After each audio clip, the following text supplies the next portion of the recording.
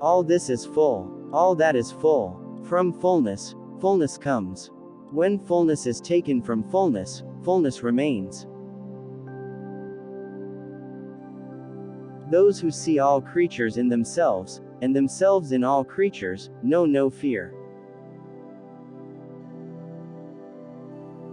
The self-existent Lord pierced the senses outward, so man looks outward and not within himself. The one who sees all beings in the self, and the self in all beings, hates none. The wise who know the self as bodiless within the bodies, as unchanging among changing things, as great and omnipresent, do not grieve. The man who sees all beings as the self, and the self in all beings, he never suffers, because, when he sees all creatures within his own self, he finds nothing that is not himself. The self is the sun shining in the sky, the wind blowing in space, he is the fire at the altar, he is the guest dwelling in the house, he is the universe, he is the five elements.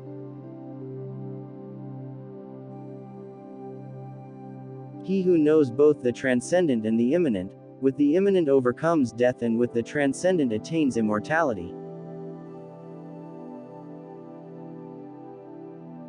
The self, smaller than small, greater than great, is hidden in the heart of every creature. Action alone does not produce liberation, knowledge of the truth does. Those who desire to attain the supreme goal must follow the path of wisdom and knowledge, which is illumined by the light of the self. The one who sees everything in himself, and himself in everything, never experiences duality. Renounce and enjoy. Do not covet what belongs to others. The Lord is the true owner of everything. The Atman, the innermost self of all, is never born and never dies, it is eternal and indestructible. All action is in essence nothing but sacrifice, and sacrifice is the highest form of action.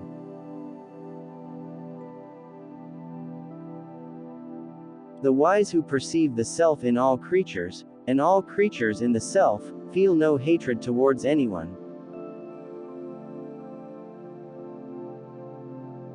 He who knows the bliss of the Atman beyond the senses enjoys everlasting joy. One who has knowledge but lacks devotion, is like a tree without fruit. He who knows the secret of the word, Om, is the knower of the Vedas. The self is hidden in the hearts of all creatures, as butter is hidden in cream. Only those who churn the cream of their hearts with the practice of yoga can discover the self.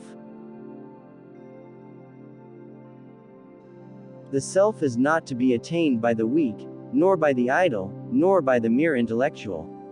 It is to be attained by the one who strives with his whole being. Those who see only the surface of things, and not the reality that lies beneath, are like people who see only the waves and not the ocean. The path of the Atman is like the edge of a razor, it is sharp and narrow.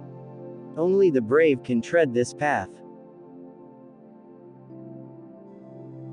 The Atman is self-luminous, and shines forth in all its glory when the veil of ignorance is removed.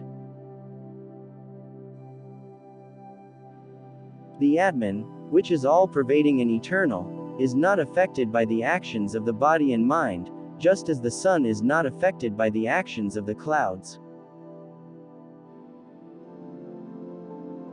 Those who know the self as the Lord of the chariot, and the body as the chariot, understand the nature of the self and attain supreme bliss. The wise who see the same Lord dwelling in all creatures, and see the unity of all existence, attain the supreme state of oneness with the self. The Atman is the supreme reality, and everything else is mere appearance. He who knows this truth is free from all fear and sorrow. The self is the source of all joy and happiness. Those who know the self and meditate on it, attain the highest bliss.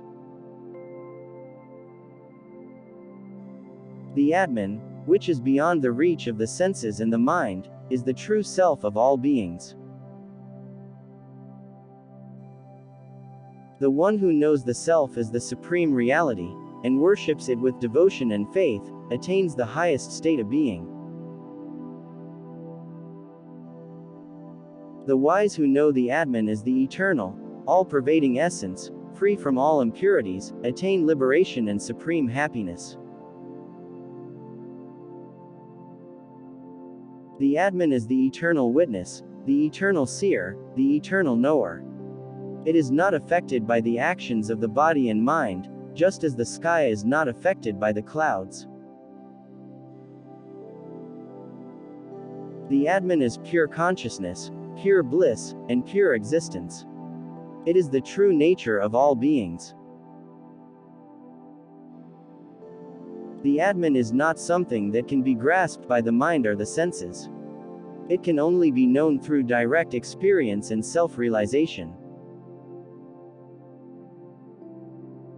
The one who sees the same Lord dwelling in all creatures, and sees the unity of all existence, attains the highest state of being.